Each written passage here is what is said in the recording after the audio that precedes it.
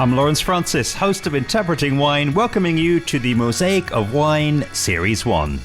Giving my audience of wine lovers, students and professionals from across the world access to some of the most interesting, successful and influential people working in and around the world of wine. Series episodes explore the guest's backstory, covering their foundations, growth and legacy, using Interpreting Wine's Mosaic storytelling model. I would love this episode and this series to be the start of a conversation, so please make sure you're subscribed to Interpreting Wine podcast to be alerted when each series episode goes live. We continue the Mosaic of Wine series today in the company of Barbara Drew, Master of Wine. Starting with Barbara's origin story, we discuss the first wine course that started her journey, joining Berry Brothers and Rudd, working alongside Rebecca Lamont and Anne McHale. We discuss education in the wine industry and keeping a fresh perspective, before talking the Master of Wine program, the importance of developing self-awareness in wine qualifications, wine language and common misconceptions about collecting wine, the nuance of different communication channels and the BBR podcast Drinking Well, before discussing making wine exploration more inclusive and welcoming. Enjoy. I took a wine course. It was a 6-week introductory course, and it was with a group of strangers. They were all men. They were all quite a lot older than me. I mean, I was 23, 24 at the time. Yeah. And I remember I was super enthusiastic, kept asking lots of questions. I wanted to understand everything that I was being taught. And I could see that there were sort of these rules that I didn't quite understand. We were drinking a Pinot Noir in one session, and everyone in the room, they sort of went very quiet. They were very reverent, and I couldn't quite understand why everyone was getting so excited about this Pinot Noir. It seemed to me to be just the same as all the other wines that we tasted. And one of the other students was waxing lyrical. Oh, it's got strawberries and raspberries, and it smells of this and tastes of that. And I eventually plucked up the courage to ask, why does it taste of strawberries? Do they put strawberries in the barrel? Is that why it tastes of strawberries? And I remember everyone in the room turning to look at me, and a few of them laughing. Of course they don't put strawberries in the barrel. What a ridiculous thing to ask. Yeah. And I just remember thinking, but how would I know? This is something I'm just starting to learn about. And I'm asking questions because I want to know more. No one had told me that grapes can end up making wine that tastes of strawberries. That seemed very illogical. And so that's really stuck with me. If you're learning about wine and you pluck up the courage to ask a question, if there's something you don't understand, then it's on us in the wine industry to answer that question, like with generosity, with openness as well as we can, and not to laugh at someone and say, oh, you don't know that. We should be encouraging people's curiosity, not trying to squash it down. Yeah, no, 100%. And I guess as well that it's for me, and I guess for us and for you, it's great to look back on that experience and know that wasn't the end of the road. But arguably there could have been a bit of a fork in the road moment there. And you did sort of you asked the question, you got not the ideal answer, and it sounds as though that type of almost like answering the question now for your former self, I think it feels as though that sort of stayed with you, and as I think probably made you a better communicator, let's say, and more welcoming, based on that sort of type of response that you experience. But I guess moving forward though, obviously the bug did grow, and I believe it wasn't that long really following that relatively until you then decided, I want to go and work in the wine trade sort of professionally. I want to do this full time. Quick one for those of you listening who work with producer groups and wine regions. If you're struggling to break through the noise and communicate your unique story, what you might not know is that Interpreting Wine offers best-in-class marketing services to unlock your unique character and tell your story more effectively. In today's competitive wine storytelling landscape, we've developed a transformative 3-phase approach. Tell better stories, increase event engagement, and activate untapped audiences. transforming how you connect with your target market and driving measurable business results. We've reached full capacity for client projects with no new engagements until 20th of January 2025. Lock in our 2024 prices before they rise in January. Head to interpretingwine.com/2025 prices, where you can read the full blog and join the waitlist before we close. Now, let's get back to the podcast. Absolutely. And we were discussing this earlier, and it struck me that if I'd known more about wine, potentially I wouldn't even have thought to join the wine trade. I wouldn't have thought that there was a place for me in the wine trade. But because I in fact knew so very little, I'd been studying wine and going to tastings for about a year. And I thought, gosh, this is fascinating. Why don't I quit my job and go and work in wine? What a great idea. I didn't really have any preconceptions about what the wine trade was. I hadn't really come across this idea that only certain people work in the wine trade.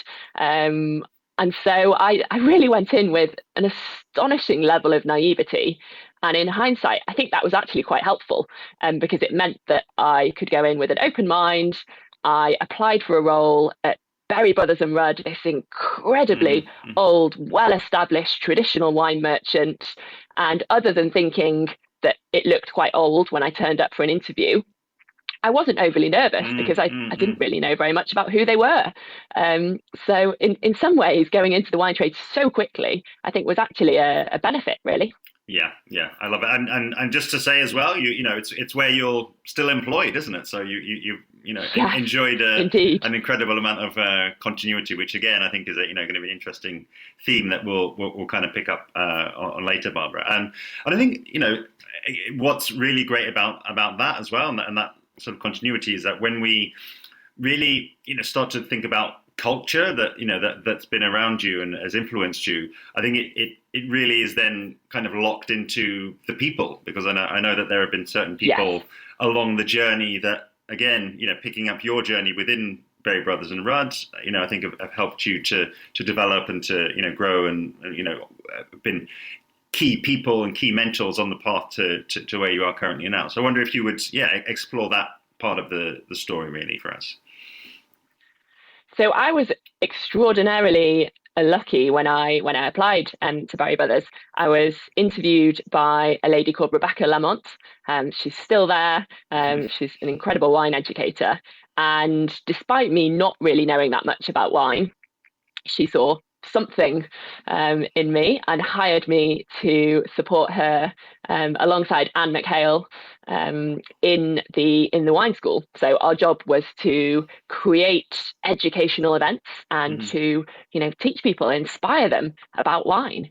And Rebecca, she's an absolutely natural teacher and communicator, but she's also her approach is sort of very different to mine. She taught me a huge amount about sort of generosity of spirit, about kindness, and she knows an astonishing amount, but keeps that kind of under her hat until she needs it.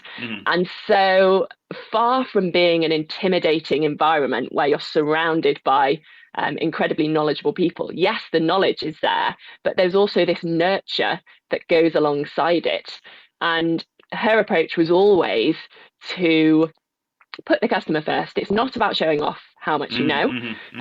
It's not about learning just for the sake of learning.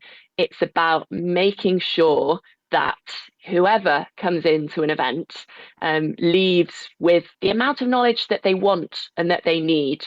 They're not overwhelmed with stuff about soil if they don't want to hear about soil. They just have a wonderful time first and foremost. And she was so good at sort of nurturing me as well and encouraging me to learn, but not get ahead of myself, and to always make sure that I was sort of looking after the people around me. It was a fantastic environment to really come into and to start my wine trade journey in. Yeah, absolutely, and I'm super glad as well that you mentioned Anne McHale, who's a firm friend of the podcast, and we've collaborated on kind of lost times now of the number of sort of collaborations we've done. But I've never actually done this type of interview with Anne, which is still sort of pending. So I'm really curious to sort of understand. Yeah, mentioning Anne as a mentor. I'd love to hear a bit more about I guess what she gave you and how your relationship worked and helped you both develop as well. I would kind of describe her as like my wine trade big sister. Because there were only three of us in the wine school when I joined, so it was a really close knit group. Mm-hmm. And again, she taught me a huge amount, particularly about teaching. Mm-hmm. And actually, when I joined, she was studying for her Master of Wine. So I was already completely in awe of the level of knowledge. And I already had something in the back of my mind going, wow, that looks incredibly hard. I really want to do that. So watching her on the Master of Wine journey was incredible, but also seeing how she conveyed her knowledge to customers. And she did it in a different way to Rebecca, but still with the same ethos of putting the customer first, but how to bring in some humor, how to bring in, your own personal experience at visits to vineyards. And kind of between the two of them, Rebecca and Anne, I just thought, this is great. I would never have thought of myself as a teacher or a communicator. I would never imagine myself going down that path, but working alongside the both of them and being kind of supported and trained by them, I thought this is almost the highest calling. If you can share some of your knowledge and help to open up a new world to someone else, isn't that fantastic? Yeah, and again, as I sort of referred to earlier, it's almost then, giving to others, I guess, what you didn't exactly have right at the beginning of your journey as well, and just opening that door for them, and making sure that they feel welcome and want to kind of continue the journey. So no, that's really great. I mean, I think as well, what would be really interesting, kind of exploring, I guess, culture is actually to understand a bit more about the BBR, Berry Brothers and Rudd culture around education, because from the sounds of who you've described there, yourself included, it sounds like three. I'd say sort of heavy hitters, really, in terms of knowledge and influence. And I'm just curious, maybe even talking about the evolution of that through your time. How does education sit within the wider offering at Berry Brothers and Rudd? I mean, it's super important. It's always been important. But I think that sometimes when we use the word education in the wine industry, it can feel like an excuse just to show off how much you know. And so I think any good wine communicator, any good wine merchant, be it Berry Brothers and Rudd or anyone else, when they're designing their education offering, it's really thinking about how do you help your customers to enjoy wine, essentially. It's not just, I want to do qualifications just to say I've, got a qualification or I can wear that badge. It's really how is that knowledge actually going to help a customer to get the most out of their cellar? And it could be as simple as saying, okay, let's help you understand when you want to drink your wine. Because I get a lot of questions about, I've got this wine in my cellar, when should I open it? And actually giving people the confidence to make that decision themselves, because they know their personal tastes far better than I could ever tell them. So really working out what it is that people need, rather than, I know lots, I'm just going to tell you what I know. And I think there needs to be a bit of a shift in the wine industry. There's still a tendency in some corners. Education is just lots of technical information, which isn't always that helpful, I think. Yeah, and I think based on that, I'm curious, is it for you, do you feel it's important to really maintain an outsider's perspective in an industry that you're, so deeply embedded in?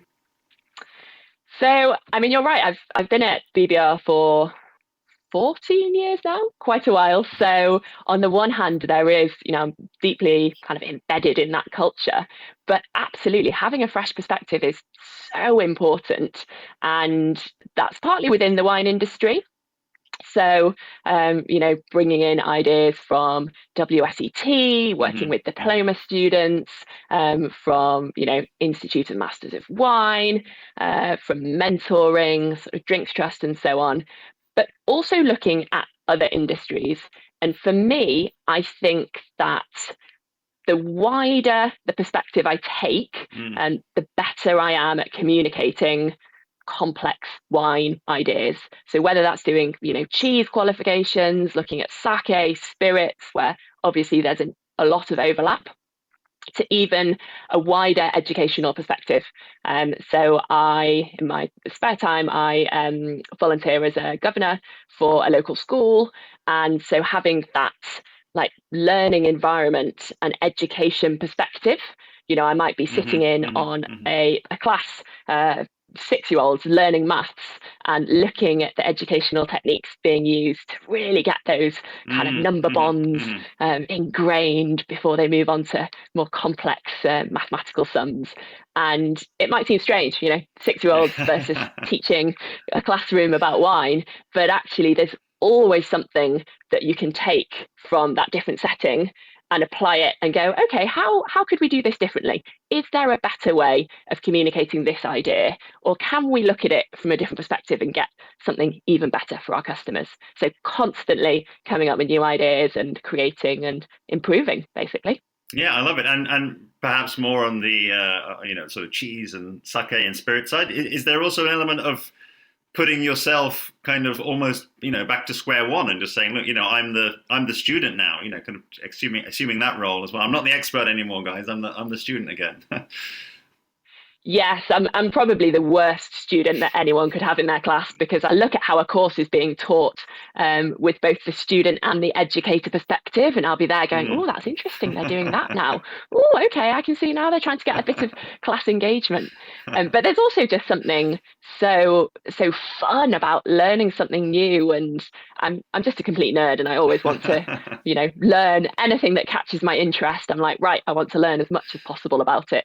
So always something on the go. Yeah. So it's not a case of then you'll come out of the cheese lesson and you're like, I don't know anything about cheese, but I know all about how to teach about cheese. You're able to multitask and still get the cheese knowledge in. Definitely. So, yeah. No. It's and again, really, it's I think it's again as somebody who's when you're steeped in education, right? It's like you can actually do both of those things. You can actually learn and then be kind of quite meta about it and exactly. Start looking down. I noticed myself saying something similar about audio as well, which I don't know that people necessarily realize, but whenever I'm recording a podcast like now, like there's a part of my brain that's editing as well. So I'm always thinking, okay, how will this sound to the listener? And always adopting that kind of third perspective. So I guess that I can totally relate to how you do that if education is really your kind of bag and your focus. So listen, I think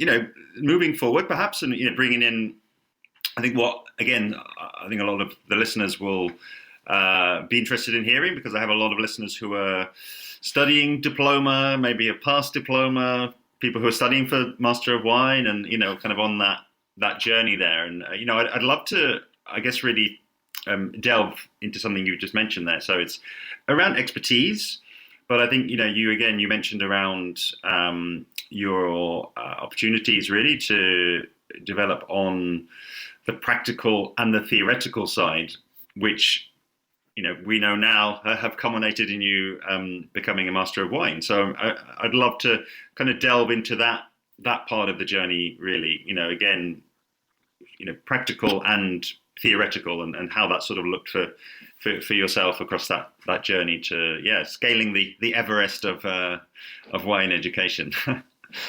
Yeah, it definitely. Definitely is Everest. I think I would probably prefer to do the Master of Wine than go and climb Everest. I'm not a huge fan of heights, but it's interesting you say sort of the practical and the theory. So when we learn about wine, there are these two, they're often seen as quite disparate elements. So the theory, you learn about yeast and you learn about all the different grape varieties and winemaking and so on. And then you're presented with glasses of wine that you have to taste and identify and sort of write notes on. And to me, they are almost two sides of the same coin. So the theory helps you with your tasting and the tasting helps you with your theory. Everything that you learn about how the wine is made, that comes out in the glass. So they're almost one element. But for me, there is another element, and that is understanding your own interaction with the wine. So unlike almost any other topic that you can study, you're not learning about this at a distance. You are learning about how you perceive these different wines. So there's a huge amount of sort of learning about yourself as you're doing the Master of Wine and going, okay, I'm not very good at identifying oak on botrytized sweet wines, for example, or, oh yes, I'm very sensitive to TDN in a Riesling from a warm climate. So reading the theory, doing the tasting, but then saying, how does that sit with me? How do I detect acidity in Chenin Blanc? And the kind of companion to that is, I think, being very honest with yourself when you're struggling on aspects of the tasting or the theory. And that's something I sometimes have to have stern words with, diploma students or people studying for the MW. You've got to be really honest with yourself when there are areas that you're weaker on, because if you're not, you won't spend the time that you need improving them, and ultimately you won't pass as a result. So that self-awareness and that self-honesty is a really important component of these qualifications, I think. Yeah, and there's a great answer, but it's a kind of a huge amount to unpack there as well. I think it's just reflecting on the kind of that initial statement you made around the theory and the practical, being integrated, and I'm guessing as well, not putting words in your mouth, but kind of when you get to something like an exam, a Master of Wine exam or a diploma exam, actually. That really, if you think about them together and you use clues from one and the other, and I guess you put those mental hooks from both sides together, then that's something that can help you, right? It can help you under the stress that you're going to be putting yourself into in the exam. Absolutely. I think I've heard sort of students try these strategies. I'm just going to focus on tasting this year, or I'm just going to focus on theory. And I can understand the desire to want to do that, because there's just so much and it can feel as though you're making it more manageable. But ultimately, you can't separate tasting from theory. You can't just say, I'm not going to open the books this year, I'm just going to taste wine. In a way, you're making it harder for yourself. So they do really bolster each other. But of course, when you're looking at all of the wines of the world, there is definitely an element of it feeling quite overwhelming. Yeah, but I would imagine, though. Again, I think that kind of mindset shift, I think it could well be helpful for I always say one person that's listening, just because again it just always seems as though we're going to present the exams on almost different days, or different types of settings. Of course, there's the wines are there in practical, or the sort of just the written part alone for the theory. So I think it's almost the cues are giving you there that these are completely different skill sets. But hopefully that will just be a good reminder for people out there. And then that element of your own interaction. I mean, how did that? Because I think you had a practical example. I think that was based on something that you told me about. You found that you weren't perhaps as attuned to a certain group. Was it Malbec? I think you might have said. And there's a bit of a story there, isn't there? Malbec, yeah, I have a love-hate relationship with it. This was something I discovered actually quite close to my Master of Wine tasting exams. Was I really struggled to identify Malbec. And I often got it confused with Ribera del Duero, which if anyone's listening and they're thinking, how on earth, go away, open a couple of bottles, you'll see that they are far more similar than you think. But really recognizing that for me, that was a weak spot and I needed to work on it. And, often I will hear people coming out of tastings and, oh, I got that wrong, but it wasn't a typical example, or they wouldn't give us a wine like that in the exam. And ultimately, the wine is not at fault. The wine is just being wine. And the reason that, you couldn't spot it, the reason I didn't put that as a Malbec is because I had not done enough tasting of Malbec. And that's when you're working so hard, it can be quite painful to say, oh gosh, I've missed something, I need to do even more. But it's only by really recognizing that and going away. And I spent about 3 weeks every morning before breakfast. I would do a blind tasting. I would have anywhere between 3 to 6 wines lined up.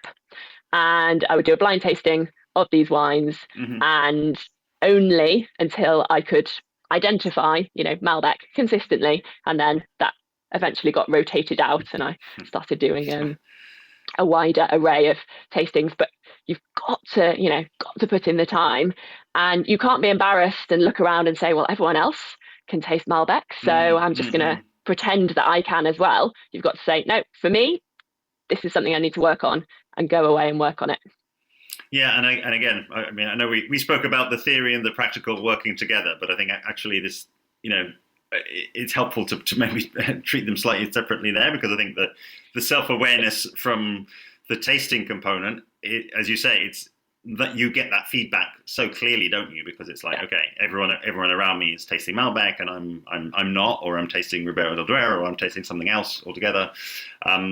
Where do you see the self-awareness part coming in other elements of the qualifications that you're helping people with, and because I think you mentioned, and something you said which made me smile was giving that sort of loving kick to people who may, are there sort of themes that you see coming up in terms of I don't know, blind spot kind of identification almost, and how people can realize and they can kind of get that calibration of, okay, I'm not really quite there in that component, and that's maybe where I need to focus on.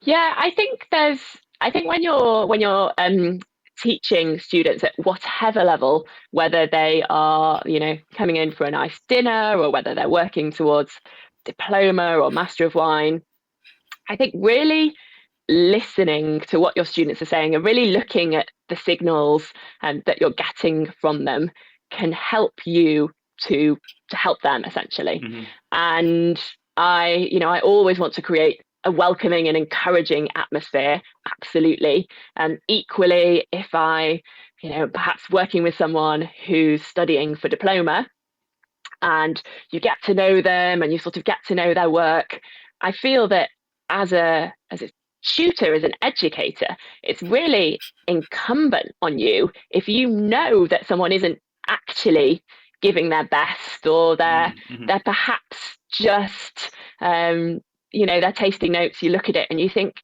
have you really tasted this wine? Or are you just sort of scribbling down a few words and hoping that that's enough?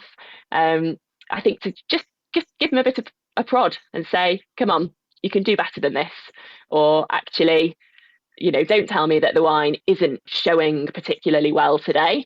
You didn't taste this wine properly. Go away and do some more practice. Or come on, this essay, it's really not very good. I know that you know more about this. You just need to apply yourself a bit more. And I think because some of these qualifications are so long, the diploma, you're talking 2 years, Master of Wine, minimum 3 years. It could be 5, 6, 7 years that you're studying. Of course, students are going to get tired, and there'll be times where they just go, oh, here's an essay plan. I can't really put any more into it than that. But I think a really good educator is someone who says, no, come on, I know that you can do more. I know that you can do better, and I'm going to push you to get there, rather than saying, okay, this is fine. And we need to hold our students to a higher standard, I believe. Yeah, and again, it may not be something that lends itself exactly to that, but are there any sort of almost, again, I want to say sort of almost warning signs, or just like feedback that people can give themselves, really. When they're looking at an essay plan or a component there, again, it seems slightly more easy perhaps to notice with the tasting. It's like, yeah, if you're like, oh yeah, the wine's not showing well, or it's a bit shy today, then that may give you a clue to go a little bit deeper. Right? Just curious, are there other sort of maybe hints or clues on the practicals, on the theory side that let them know that they maybe need to go one level deeper and give you some more?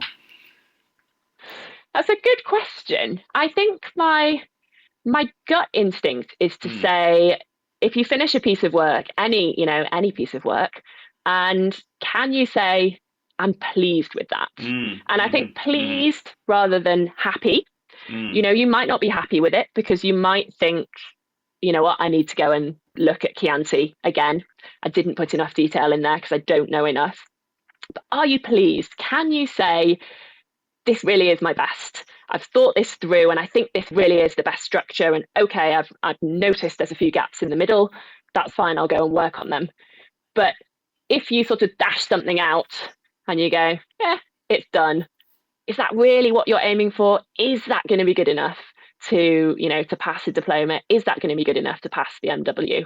But if you can say, no, I'm pleased with that. It was hard and maybe it's not perfect, but I've genuinely thought about this. I've really applied everything I can. So it's sort of a question people have to ask their conscience at the risk of going a little bit too spiritual. I think you have to sort of look inside and go, is this really the best I can do with the knowledge that I've got at the moment? Well, yeah, as a qualified psychologist, I approve this message. I mean, I think it's for me, and the thing that's screaming out is kind of taking a whole-brained approach. It's like, actually, okay, yeah, maybe what's doing the writing and the kind of following the plan and getting the structure there. That's very much more of a left-brained endeavor. That's maybe more a sort of data analytical driven endeavor, and structural driven endeavor. And I think that conscience and just the gut feel. I think again that resonates with me. It's like, okay, do I feel happy with that? Is that good enough? Just whatever the shortcut is, or the shorthand really to getting to that feeling of, yeah, I feel warm inside, and I feel like that's I'm in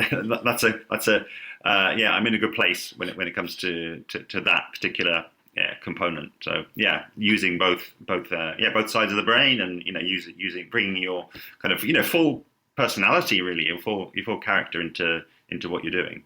I think, again, I mean, coming back to the sort of the idea, you can't separate tasting from theory.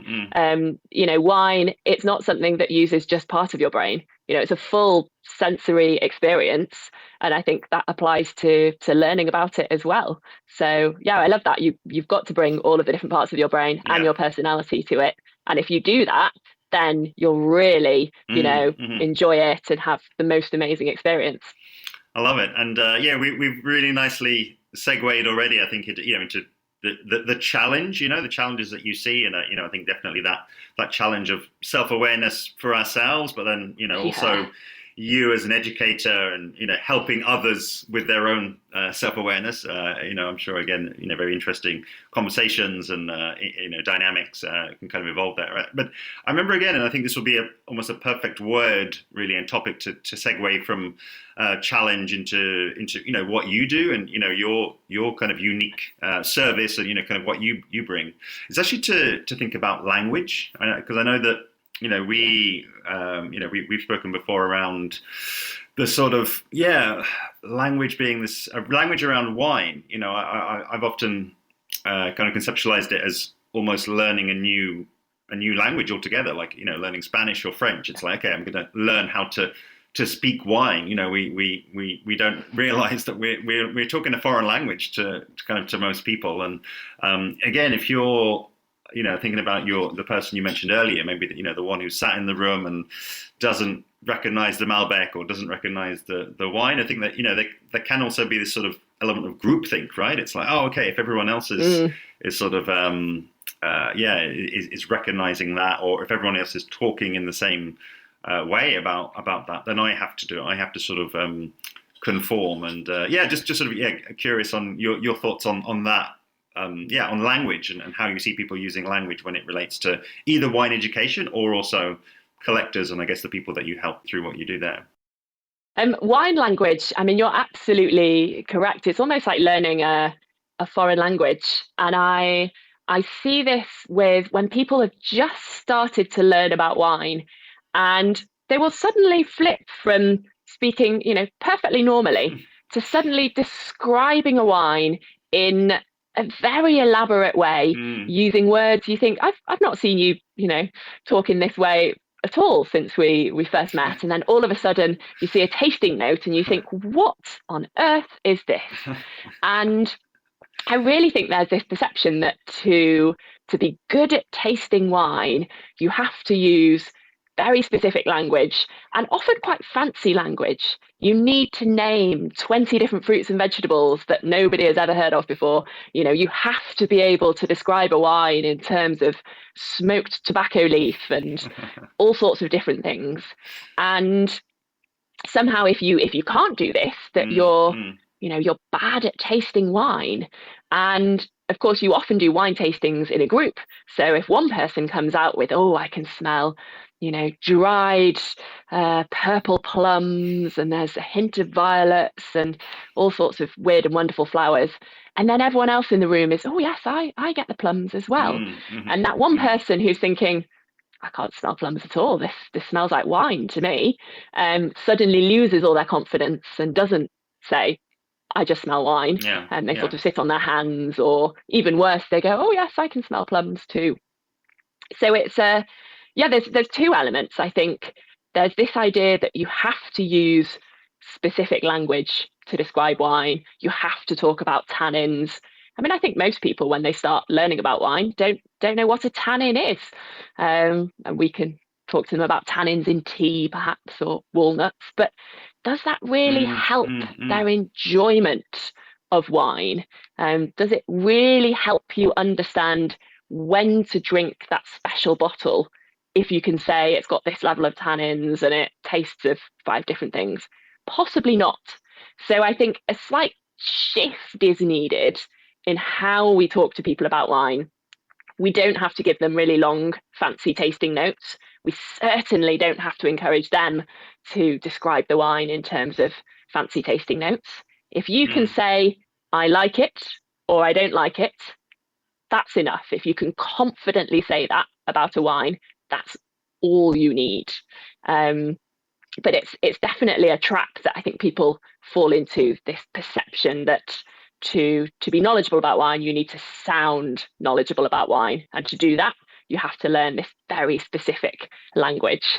It's curious, but I think it's not very helpful for many students out there. Yeah, it's again, it keeps coming up, and I keep bringing it up. So it's obviously something that is very kind of I think it's pivotal really in terms of how people come into wine, and almost I think in a way it can kind of. It's a great example, actually, where you say, it's almost like you looked at the tasting note, or you spoke to the person, and it's almost like you had you've changed moment, seeing those changes, and almost, it's again getting quite meta as I like to do, but it's almost, it feels as though sometimes then the reasons for people studying in the first place, like the actual motivator, is kind of almost an away from, you have these sort of towards and away from type motivations. And it's like, I want to move away from feeling like I don't know how to talk about wine. It's like, I don't want to feel stupid. It's like, again, you're moving away from something. And I'm just curious if, it feels as though one, potentially we could call it a risk, or just that is the natural kind of path, is that you'll actually then, maintain the status quo, because people they'll meet that kind of, and they'll feel that in their stomach, like I need to learn about wine. I need to know, to enjoy wine. I need to learn the language of wine. They then learn the language of wine. They then start using the language of wine, and then the people who are behind them, they hear that and like, I need to learn the language of wine now, and it almost becomes a bit of a self-fulfilling loop. Yeah, it's funny you mentioned that. It's sort of moving away rather than towards. I definitely see that. There is, of course, people want to learn about wine because they're excited about it. Yeah. But Yeah. I do see also this fear element. I don't want to look silly. I want to make sure that I choose the right bottle so that, people don't go, why did you buy that? Yeah. So yeah, that fear, which is sort of a pity, really, that Yeah. should come into it. I Yeah. think it should be about excitement and positivity. Yeah, and the thing to say, I think, around to add really, but I didn't mention, I think is I think what's also then really powerful is to also then use that towards type motivation. So it's like, actually what you're gonna. I mean, I'm sure it will. All of your copywriters, I'm sure, will all have all of that in there. It's it's probably quite basic copywriting structures, but just thinking on my own journey. I think I initially I did sort of flirt with wine, and it was very much in that. Okay, I don't want to look stupid when I go and get the menu in the restaurant. But I think the thing that really got me was definitely towards motivation. It was starting to watch videos and hear stories about wine producers over in Spain in a way that was just blew my mind. It just like completely humanized them and brought their stories to life. And because I'm just a huge Spain lover anyway, it was just very easy to then just almost hang the wine stories of Spanish winemakers. It's just like, okay, I've got this sort of romance with Spain and just love of Spain. Like that's how you got me, and it was this. That was the first step, and long may it continue. And that storytelling element, it's still so infused in everything that I do. So yeah, it's I think we'd never catch you mixing up a Ribera del Duero and a Malbec, would we? Well, I was going to say I was actually at a tasting this week where we were served we were served an interesting mix. It was a sort of a spot the Ribera del Duero, and one of the pairs. So we sort of is it wine 3 or wine 4? And one of the pairs was actually a Ribera del Duero and an Armenian wine, which so really great. Yeah, your high altitude Malbec was in there, but then also they went even higher with an Aroni Noir from Armenia, which is wow. super high altitude. I think as well, where continuing this language element. I think maybe we'll again touch on something you mentioned earlier, Barbara, around helping people to manage the wine collections. I think that does still relate to language. What would you say are some of the most common misconceptions that you see people having about, I guess, collecting wine, but then also, from the sounds of it, drinking it as well? Yeah. I think on the collecting side, it's this idea that you have to be a certain type of person, or you have to have a certain number of bottles before you can call yourself a wine collector. I get a huge number of people sort of coming up to me, oh, I don't know much about wine, or I'm not a proper collector, but I've got X, Y, and Z in my cellar. It's like, you absolutely are. People, they self-define and they always self-define as not a wine expert or not a wine something, which I find very curious. Wine is made all over the world. We have drunk it for thousands of years. It is objectively for anyone who would like to enjoy it and get involved in it. And so this idea that it's only for certain people who know certain amounts about wine is just absolutely not true. And the other thing I come across an awful lot is that collectors, once they've bought these beautiful bottles, they've got fantastic cellar with Bordeaux and Champagne and Napa wines, and they'll say, okay, when should I drink my wine? And in fact, I was doing a tasting last night just on that theme, which is, I can't tell you when to drink your wine. I can tell you how it will evolve. I can show you what it's going to taste like at different stages of its evolution. But ultimately, you need to decide whether you prefer fruity wines with a bit more tannin, in which case drink them a bit younger, or if you prefer wines with that savoury tobacco edge that are a little bit softer, in which case you can drink them older. And I think so many people, they're buying wine, but no one's ever really sat down with them and said, this is how your wine is going to change. You need to decide which of these descriptors you like the sound of and when you would like to drink it. They sort of wait for someone to ring a bell and say, right, drink up. You need to drink all of your 2010s this year. And sadly, wine doesn't work like that. It's far more complex and far more personal. Yeah, and I love it, and that totally loops back to the self-awareness part, doesn't it? It's like, it's not just around the experts have sort of conferred, and then the white smoke is coming out of the chimney. So it's you can crack on and drink your wine. It's you are part of that decision. You should be playing an active role in that. But I think there again, again, reminding me and reminding the listener, I think of that big goal that you've set yourself, Barbara.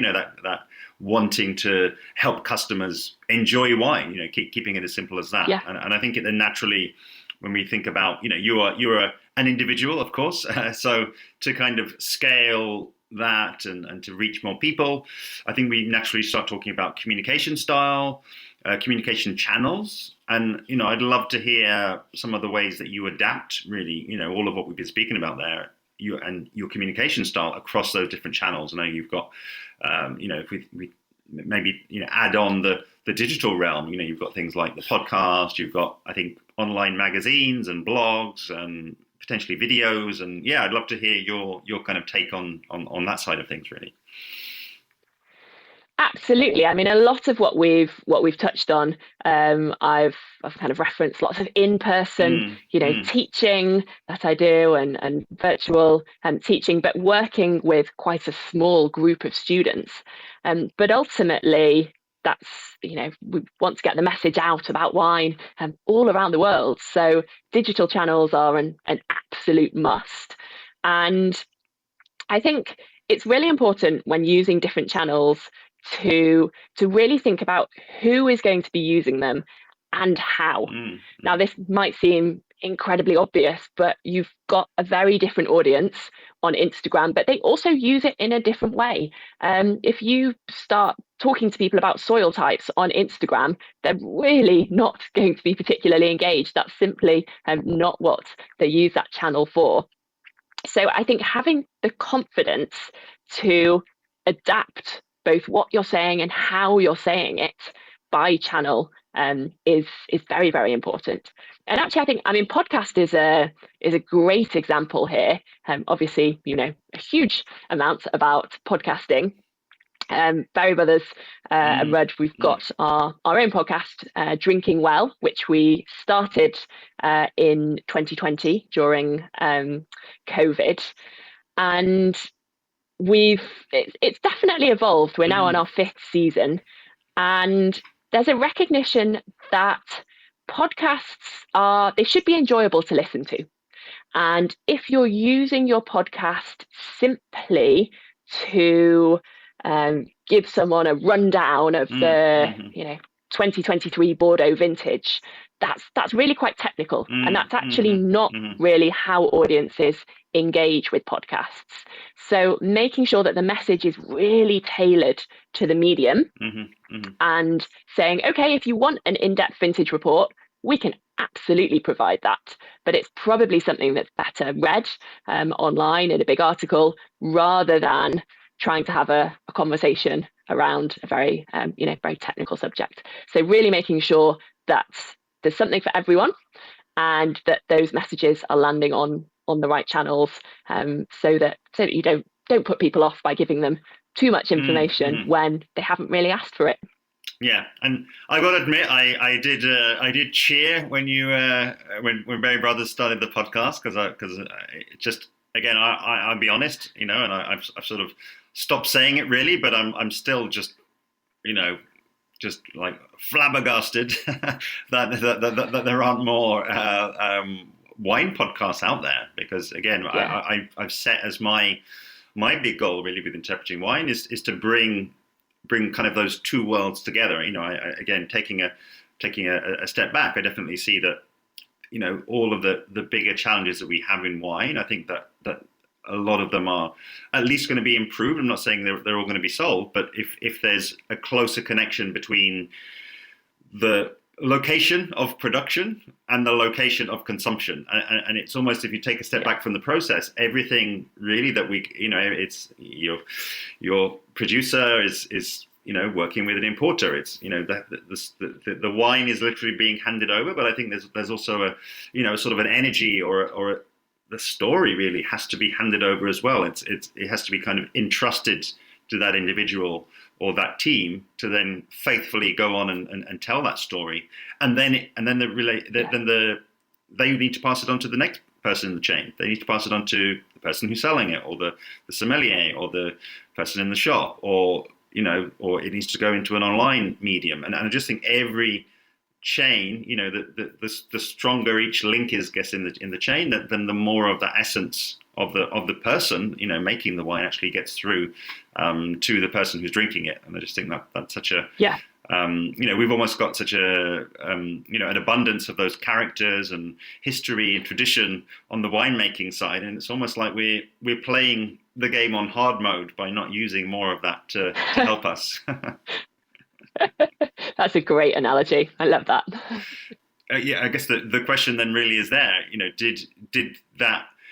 Was that obvious at the start as to how you wanted the collectively how you wanted the podcast to evolve and what you wanted it to kind of be, or has that been kind of an evolutionary process as well, as you sort of said, okay, let's just do something? No, it's definitely been an evolution, and it's also one of those things, a little like, I don't know, it feels a little bit like reinventing the wheel. Everyone who's started a podcast is discovering all sorts of things, and by season 3 you're thinking, gosh, I really wish someone had told us all about these things. But I think the biggest evolution has been having the confidence to make a more sort of casual listening format, and to recognize that we have huge amounts of educational material and content in lots of different formats, and the podcast doesn't have to do everything. It doesn't have to be incredibly technical. It also doesn't have to sound perfect. If you've got people talking over each other, actually that sounds a lot more natural, and it's a lot more enjoyable to listen to than something that feels incredibly stilted or scripted and so on. And recognizing that for some people it won't be the right format, and that's absolutely fine.